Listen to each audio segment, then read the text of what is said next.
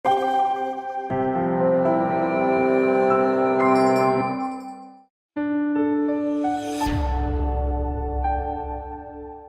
semua, balik lagi dengan aku Amira Hidayat dan kali ini kita akan menelusuri tahapan-tahapan atau fase dalam design thinking.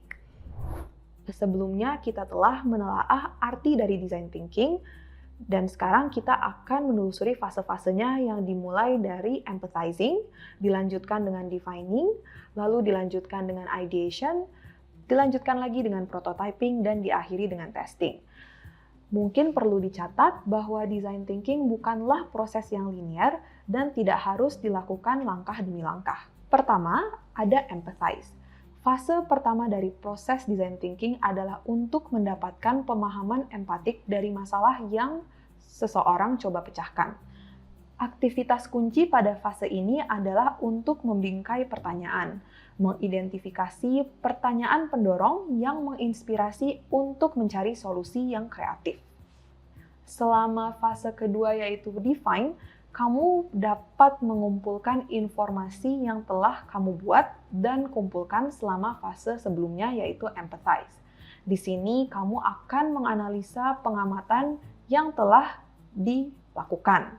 Dan pada tahap ini, kamu harus berusaha untuk mendefinisikan masalah sebagai pernyataan masalah dengan cara yang berpusat pada pengguna atau manusia.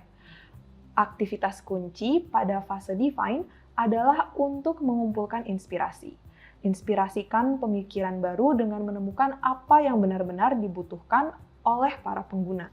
Yang ketiga ada fase ideation. Pada fase ini, desainer atau para praktisi UI UX perlu siap untuk menghasilkan ide-ide. Kamu dapat mulai berpikir di luar kebiasaan atau out of the box untuk mengidentifikasi solusi baru terhadap pernyataan masalah yang telah dibuat. Dan pada tahap ini, kita dapat mulai mencari cara-cara alternatif untuk melihat masalah-masalah. Jadi pada tahap ideation, aktivitas kunci adalah untuk menghasilkan ide dan menelusuri solusi nyata untuk mendapatkan terobosan-terobosan baru. Selanjutnya ada fase prototyping atau membuat prototipe. Tim desain akan mulai menghasilkan sejumlah versi produk dan mereka dapat menyelidiki lebih lanjut solusi masalah yang ditemukan pada fase-fase sebelumnya. Aktivitas kunci pada fase prototyping adalah menjadikan ide menjadi nyata, membuat prototipe kasar untuk mempelajari cara membuat ide menjadi lebih baik. Pada fase ini, prototipe dapat dibagikan dan diuji di dalam tim desain Anda. Jadi pada fase pengujian biasanya kita akan menggunakan prototipe yang telah dibuat pada fase sebelumnya untuk diberikan kepada user.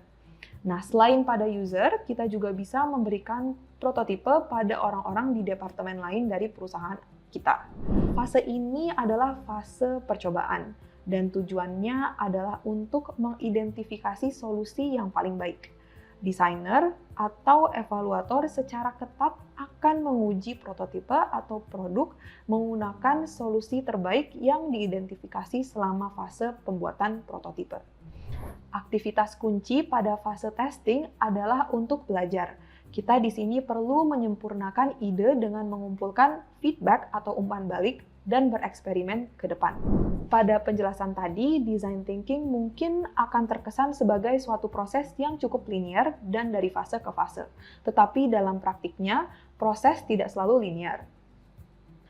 Penting untuk dicatat bahwa kelima fase ini tidak selalu berurutan, mereka tidak harus mengikuti urutan tertentu dan seringkali dapat terjadi secara paralel atau bersamaan. Dengan demikian, fase-fase harus dipahami sebagai mode berbeda yang berkontribusi pada proyek daripada langkah yang berurutan. Hal yang luar biasa tentang design thinking adalah fase-fasenya yang mensistematiskan dan mengidentifikasi hal-hal yang perlu kita lakukan dalam sebuah proyek desain atau dalam proyek lain yang melibatkan pemecahan masalah yang inovatif.